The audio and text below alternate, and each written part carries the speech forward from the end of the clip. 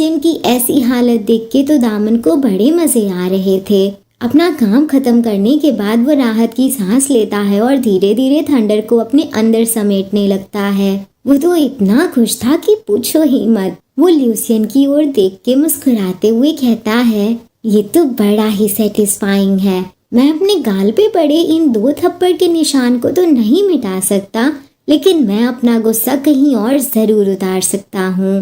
दामन ल्यूसियन की हालत देख के अभी खुश हो ही रहा था कि तभी शीत वहाँ आ जाता है। वो काफी परेशान लग रहा था। वो जल्दी जल्दी दामन के करीब जाते हुए रोते रोते वरीड टोन में उससे पूछता है, क्या किया आपने? क्या मुझे आने में बहुत देर हो गई? क्या सब कुछ खत्म हो चुका है? वो ल्यूसिफर का बेटा है, आपने ऐसा क्यों किया? आपने जल्दबाजी में ऐसा फैसला क्यों लिया? ये बोलते बोलते शीत दामन के करीब जाके उसे वहाँ से जाने को बोलते हुए कहता है, जल्दी करिए, आप जल्दी से यहाँ से चले जाइए।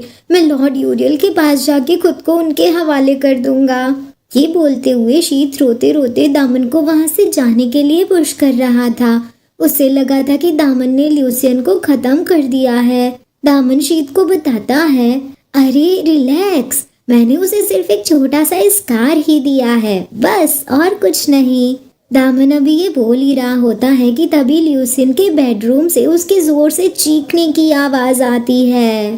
गाइस, ये रहा वो छोटा सा स्कार जो दामन ने ल्यूसियन को दिया है। उसने तो ल्यूसियन के बालों का स्टाइल ही चेंज कर दिया और उसे कटोरा कट हेयर स्टाइल दे दिया है। ल्यूसियन अपने एप्पल वाले मिरर में जब अपने बालों की ऐसी हालत देखता है तो उसके तो आंसू ही निकलने लगते हैं। बेचारे की पूरी बॉडी कांप रही थी और उससे गुस्सा भी बहुत आ रहा था, पर वो कर भी क्या सकता था। अगले ही पल हम देखते हैं कि ल्यूसियन के कमरे से जोर का धमाका होता है। बूम! इस धमाके की आवाज सुनते ही यूरियल भागता भागता ल्यूसियन के कमरे में आता है। वो दरवाजा खोलते हुए वरीड टोन में चिल्ला के बोलता है, ल्यूसियन क्या हुआ? मैंने बहुत जोरों की एक आवाज सुनी। यूरियल जब कमरे के अंदर आता है तो देखता है कि वहाँ चारों ओर धुआं ही धुआं था। वो तुरंत अपने मुंह और नाक को कवर कर लेता है। थोड़ी देर बाद जब धुआं क्लियर होता है तो यूरियल देखता है कि ल्यूसियन के कमरे की हालत तो कुछ ज्यादा ही खराब थी। कमरा पूरी तरह से मेसी था और सामान इधर उधर बिखरा पड़ा था। ये सारी चीजें देख के यूरियल दरवाजा बंद करता है तो देखता है कि ल्यूसियन तो दरवाजे के पीछे ही बैठा हुआ था। उसने एक ब्लैक मास्क पहन रखा था जिसकी वजह से ना तो उसका चेहरा नजर आ रहा था और ना ही उसके बाल। उसे ऐसे देख के यूरियल उसके करीब जाते हुए पूछता है, तुमने ये सब क्यों पहन रखा है? क्या तुम बैंक लूटने जा रहे हो? यूरियल की ये बात सुन के ल्यूसियन तुरंत एक ही झटके में अपना मास्क उतारते हुए गुस्से में बोलता है, देखो उस थंडर गॉड ने क्या किया। मुझे किसी से भी मिलने में बहुत शर्म आ रही है। ल्यूसियन के बालों की ऐसी हालत देख के यूरियल खुद से कहता है, ये तो बिल्कुल एक एंग्री एप्पल की तरह लग रहा है। इसके बाल देखने में काफी फनी लग रहे हैं। ये सब सोच के वो ल्यूसियन से पूछता है, थंडर गॉड, ओ क्या तुम दामन की बात कर रहे हो? यूरियल ल्यूसियन के करीब जाके नीचे झुक के उसका चिन थाम के उसके बालों को इंस्पेक्ट करते हुए उससे बोलता है, फिक्र मत करो, मैं इसे वापस से पहले जैसा करने में तुम्हारी हेल्प करूंगा। यूरियल की ये बात सुन के ल्यूसियन उसकी ओर आशा भरी नजरों से देखते हुए आंखों में आंसू लेके पूछता है, तुम इसे वापस से नॉर्मल करने में मेरी हेल्प कर सकते हो? यूरियल तुरंत अपनी सीजर बाहर निकाल के ल्यूसियन को दिखाते हुए कहता है, ऑफ कोर्स मैं ऐसा कर सकता हूँ, मैं ही शीत के बाल काटता हूँ। ये कहते हुए यूरियल उस सीजर को ल्यूसियन के बालों में चलाने ही वाला होता है कि तभी ल्यूसियन उसका हाथ पकड़ के ऊपर करते हुए वरीड टोन में उससे पूछता है, तुम इस सीजर के साथ क्या करने वाले हो? कहीं तुम मैजिक यूज करने की तो नहीं सोच रहे ना? ल्यूसियन तो यूरियल को रोकने में काफी स्ट्रगल कर रहा था। यूरियल सीरियस टोन में ल्यूसियन से कहता है, हिलो मत, चुपचाप बैठे रहो, मैंने इस सीजर पे हीलिंग मैजिक कास्ट किया है। ये बोलने के तुरंत बाद यूरियल उस सीजर से ल्यूसियन के बाल काटना शुरू कर देता है। उसे ऐसा करते हुए देख के ल्यूसियन उसे रोकने की कोशिश करते हुए चिल्ला के कहता है, अरे अंधे आदमी, मेरे बालों के साथ खिलवाड़ करना बंद करो। क्या तुम एक आंख से बाल काट भी पाओगे? हाँ, ये सब बोलते हुए ल्यूसियन यूरियल को रोकने की कोशिश कर रहा था, पर यूरियल उसकी एक नहीं सुनता और आखिरकार उसके बाल काट के ही दम लेता है।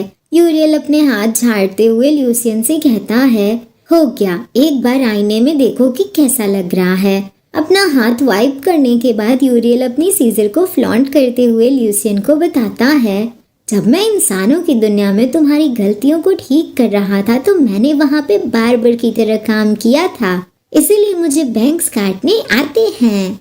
ल्यूसियन जब मिरर में अपना हेयर स्टाइल देखता है तो काफी अमेज हो जाता है। उसे तो यकीन ही नहीं हो रहा था कि उसके ये बैंग्स यूरियल ने कट किए हैं। वो अभी सरप्राइज में ही था कि तभी वो उठ के खड़ा होता है तो उसका मुंह खुला का खुला रह जाता है।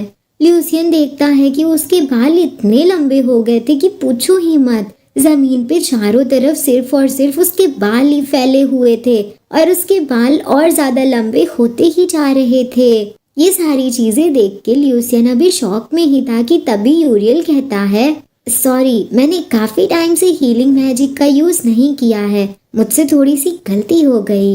यूरियल की बात सुन के ल्यूसियन उससे पूछता है, तुम इसे थोड़ी सी गलती बोल रहे हो? ल्यूसियन अभी शॉक में ही था कि तभी यूरियल उसे वापस से चेयर पे बिठाते हुए कहता है, मुझे फिर से ट्राई करने दो। ये सुन के तो ल्यूसियन के होश ही उड़ जाते हैं। वो शॉक में बोलता है, फिर से?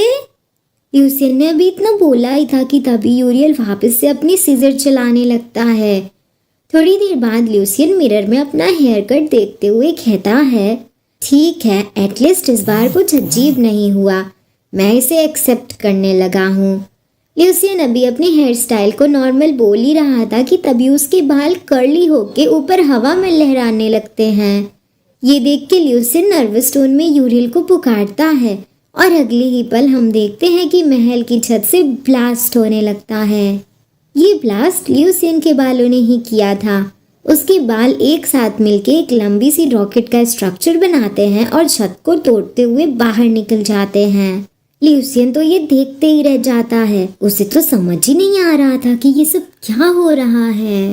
वो तुरंत यूरियल की ओर मुड़ता है और अपने एंटीना की तरह खड़े बालों की ओर इशारा करते हुए उससे कहता है, ये क्या है? क्या तुमने जानबूझ के ऐसा किया? इस पे यूरियल उसे बताता है, एक बैटल एंजल की हीलिंग मैजिक का इफेक्ट थोड़ा ज्यादा होना नॉर्मल बात है। ये सुन के ल्यूसियन तुरंत अपने स्नेक फॉर्म में आते हुए कहता है, तुम्हारे ऊपर भरोसा करने से अच्छा है कि मैं इस प्रॉब्लम को खुद ही सॉल्व कर लूं। सबसे बुरा आखिर क्या हो सकता है? यही ना कि मुझे अपनी बाकी की जिंदगी एक सांप बन के गुजारनी पड़े। ठीक है, तो मैं सांप बन के ही गुजारूंगा अपनी बाकी की जिंदगी। गाइस, आपको क्या लगता है, क्या ल्यूसियन के बाल वापस से सही हो पाएंगे या फिर उसे अपनी पूरी जिंदगी अपने स्नेक फॉर्म में ही रहना पड़ेगा?